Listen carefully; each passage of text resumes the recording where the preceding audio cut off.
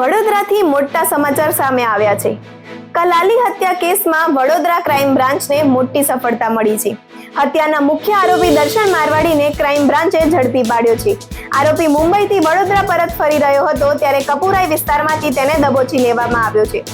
આક્ષેપ છે કે જૂની અદાવત અને છેડતીના મામલે દર્શન મારવાડીએ ગિરીશ બાલિયાની પત્નીની નજર સામે ચપ્પુના ઘા ઝીંકી હત્યા કરી નાખી હતી।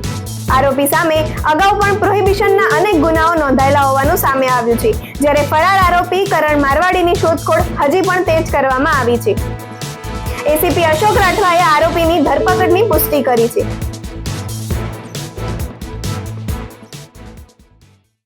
3/6/2026 રોજ મોડી રાત્રે એટલે કે લગભગ 2:30 વાગ્યાની આજુબાજુ છે આ ઘટના બનેલી હતી, જેમાં પૂજા જે ગિરીશભાઈના વાઇફ છે એમને ફરિયાદી છે। એમની ફરિયાદમાં જણાવ્યા અનુસાર કે દર્શન કિશન મારવાડી અને કરણ કિશન મારવાડી છે કે ત્યાં માતાજીનો માંડવો હતો ત્યાં આવેલા હતા અને આ પૂજા અને ગિરીશભાઈ પણ ત્યાં માતાજીનો માંડવો છે ત્યાં ગયેલા હતા અને દર્શન અને કરણ છે એ ત્યાં આવી અને ગિરીશભાઈને ચાકુનો એક ગંભીર ઘા મારેલ હતો સાથળ પાસે અને ગિરીશભાઈ છે એમનું ત્યાં જ મરણ ગયેલ હતું।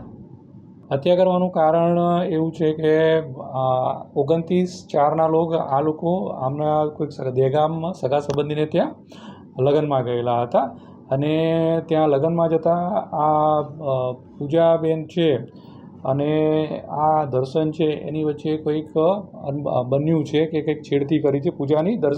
દર્શને આ પૂજાની છેડતી કરી હતી અને તે વખતે ત્યાં પણ ખાસી બોલાચાલી થઈ હતી અને એ પછી અહીંયા આવીને આ લોકોનો સમાજ છે, સમાજમાં આ દર્શનને આ લોકોએ માફી મંગાવડાવી હતી અને એમાં એનું અપમાન થયેલું એવું લાગતું હોય એની અદાવત રાખી અને એણે જે તે દિવસે આ ગિરીશ છે એની હત્યા નિપજાવી છે।